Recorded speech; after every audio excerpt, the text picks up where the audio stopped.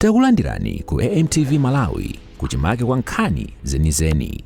Ngati nkhani imeneyo kuno kulibe, dziwani kuti nkhani imeneyo ndi yabodza. Timafuna tidziwe kuti inuyo mwina kuchoka ulendo wanu ku South Africa kufika malo ano zinali motani kuti mwina muthawe mnyumba zomwe mmakhala ndi kubwera komwe munafikira kuti cholinga yoti mubwerere kuno ku Malawi.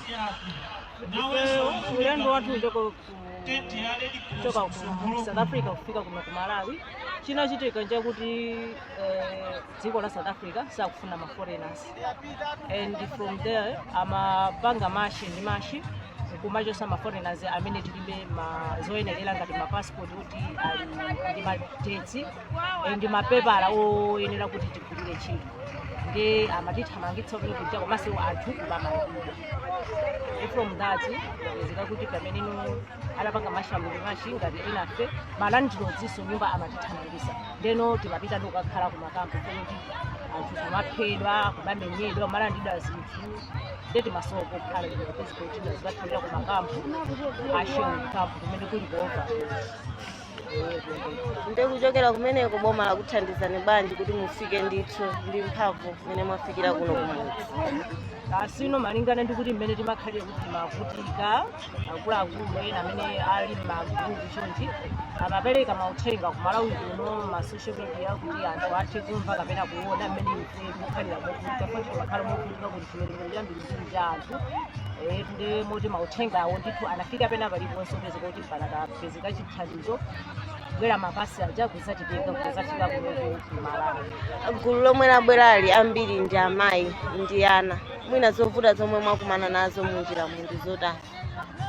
Apo zovuta sikuti takumana nazo kuti kwambiri kuti bwanji tikhoza kuyamikabe Mulungu tayenda, komano kuti mwina tikhoza kunena kuti kapena futi nanga si azimayi ena ali ndi ana, ena analibe ana, ena amatha kupanga ujeni ngati anthu azimimba ndaonapo ngati mwamuzi wina ali privilege kuti zinamuvuta amene tinamusiya pamene kuno ndikudziredwa khala tinamuyamba mavuto ake ngati amenewo ndi ana kudwala ngatinso kuti kutopa ulendo wautali m'madziko chokoko kuti tifike kuno mavuto ake ngati amenewo. Chebwino uthenga wanu kuboma ndotani pamene anthu ena asalirabe koma zimveka kuti kukuvutabe ku South Africa? Ineyo uthenga wanga ndi wakuti ndikupempha boma kuti apange faithadi kuti apeze mabhasi, atumize mabhasi kuti akatenge zathu azibale athu monga ngati ineyo ndasiya mwana wanga akawatenge anthu onse amene ali kumeneko, poti panopa chiwerengero nono chili over kuposa mmene tinali panopa anthu ambiri asomokhala chithandizo kumenyene malocation mmene ndikunena kuti anthu tathamangitsidwa. Ndikupempha kuti boma lithandize lipange changu tifana kuti magulu ngati choncho matenda akuoneka kuti ambiri anthu akumangogwa zambiri kupempha kuti boma lipange faithadi kuti atumize mabhasi kuti azibale athu amene atsala umene koko abwere ngati mmene tafikira panopa. Ndikukhulupirira kuti simbwereraso? Sindikubwereraso ono panopa iyi mmene zafika ziliwesi sindingabwerereso. Chimwemwe chazaza nsaya ena kwambiri ndathokoza ndanyadira kuti ndafika dziko la kwathu. Ziko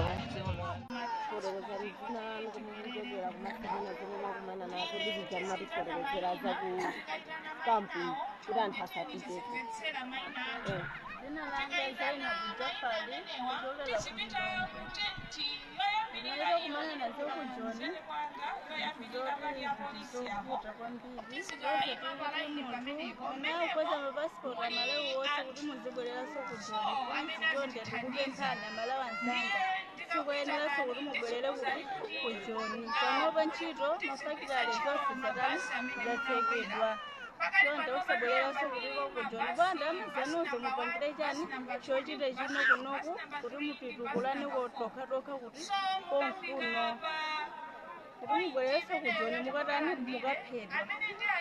Izina papa ndikupemphaso kuti amenenso ena amene ali kukampu kuli anthu sochuluka oti mavuto sote akutani akuonekedwa ndi mavuto tani ochuluka kutiko kumene kukampuko.